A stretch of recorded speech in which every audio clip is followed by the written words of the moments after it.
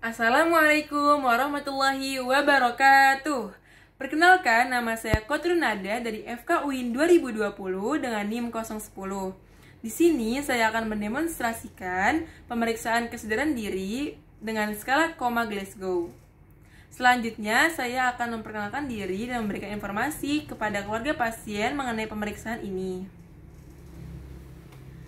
Assalamualaikum Ibu, perkenalkan nama saya Kotrunada. Saya sebagai dokter muda Ibu yang bekerja pada malam hari ini. Apakah saya bisa tahu Ibu nama Ibu beserta usia Ibu serta nama pasien beserta usia pasien? Waalaikumsalam dok, nama saya Ibu Mia, umur saya 40 tahun. Dan ini putri saya namanya Atifa, umurnya 9 tahun dok. Iya baik Ibu. Sebelumnya saya mohon izin ya Ibu ya, saya mencatat tapi saya tetap mendengarkan Ibu ya. Ya baik dok. Ya, selanjutnya apakah ada keluhan Ibu yang dirasakan oleh pasien? Iya dok, putri saya ini mengalami penurunan kesadaran dok. Jadi dari semalam katanya perutnya sakit, terasa mules, dan saya lihat memang dia suka keluar masuk kamar mandi. Dan saya tanya, katanya perutnya dia merasakan diare dok. Jadi makanya saya suruh untuk minum air hangat, air putih hangat secara teratur dok. Tapi karena dianya tidak enak, akhirnya badannya tidak enak ya dok, lemas. Akhirnya dia tidak minum secara teratur dan banyak. Dan saya lihat semakin lemas dan sehingga terjadinya dehidrasi dok. Nah, seperti itu ya Bu ya. Baik Ibu. Mungkin di sini saya akan melakukan pemeriksaan kesadaran diri ya Bu ya terhadap pasien. Jadi tujuan pemeriksaan kesadaran diri ini Ibu untuk mengetahui Ibu ya, mengetahui tingkat kesadaran pada pasien Ibu. Dan pada pemeriksaan ini terdapat 3 tahapan Ibu, yaitu ada pemeriksaan mata, pemeriksaan motorik, dan pemeriksaan verbal Ibu. Saya izin melakukan pemeriksaan Ibu ya. Ya silakan dok. Baik, jadi saya akan melakukan pemeriksaan kesadaran diri pada pasien. Yang pertama yaitu pemeriksaan mata. Apabila pasien dapat membuka mata secara spontan, maka skor respon membuka mata pasien 4.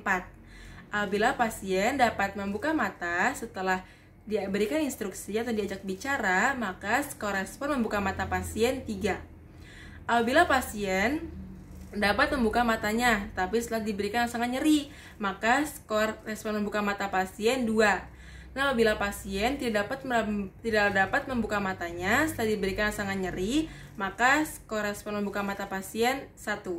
Saya akan melakukan pemeriksaan mata kepada pasien.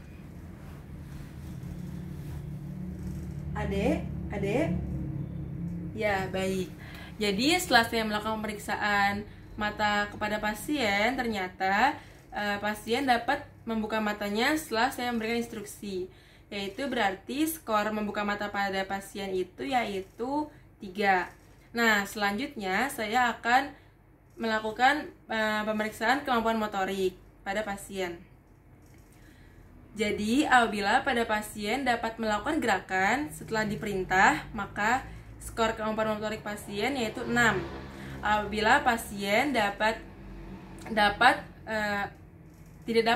mengikuti perintah, tapi dapat melokalisir rangsang nyeri, maka skor kemampuan motorik pasien 5. Apabila pasien tidak dapat mengikuti perintah dan terus bereaksi menghindar, dan juga tidak dapat melokalisir rangsang nyeri, maka skor kemampuan motorik pasien yaitu 4. Apabila pasien memberikan reaksi fleksi abnormal, maka skor kemampuan motorik pasien yaitu 3.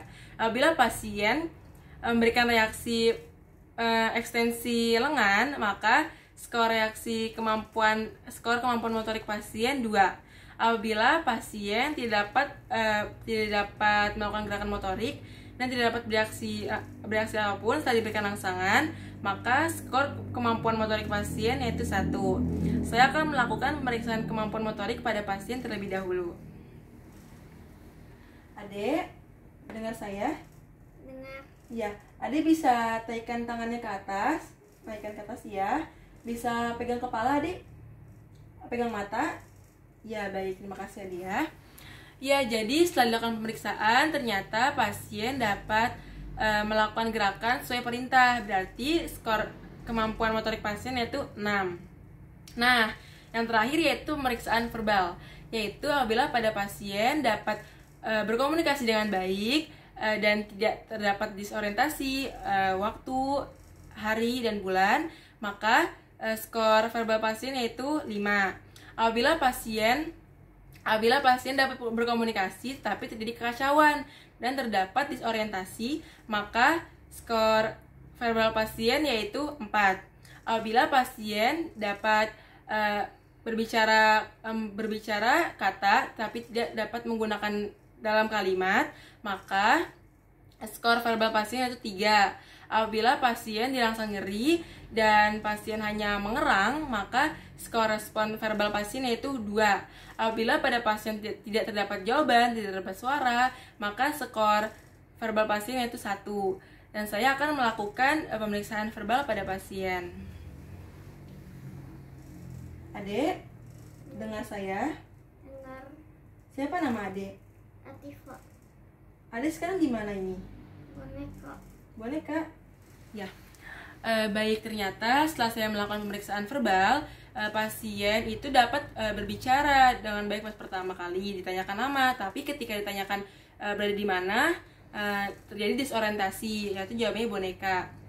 Jadi skor verbal pasien yaitu 4. Nah, saya telah melakukan pemeriksaan secara sesuai etika dan secara lagi artis atau secara profesional. Baik Ibu, tadi saya sudah melakukan pemeriksaan kesadaran diri pada pasien, ada pemeriksaan mata, motorik dan verbal.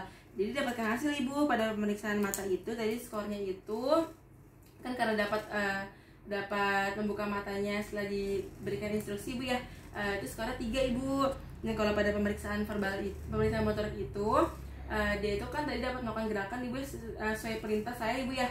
Dia itu responnya skornya itu 6 Ibu. Oke, Dok. Dan yang terakhir itu pemeriksaan verbal Ibu, dia dapat tadi itu dia dapat berbicara dengan baik Ibu, tapi pada setelah saya menanyakan ruang jadi disorientasi Ibu, maka jadi skor verbal pasien 4. Iya, Dok. Nah, setelah di total itu terdapat skor pasien itu kesadaran dirinya itu 13 Ibu, maka termasuk dalam golongan mild Ibu. Alhamdulillah Ibu, itu termasuk golongan yang tidak parah Ibu ya. Baik Ya, Ibu itu. Alhamdulillah, Dok. Ya, semoga Ibu ya, semoga anak Ibu secepatnya sembuh Ibu.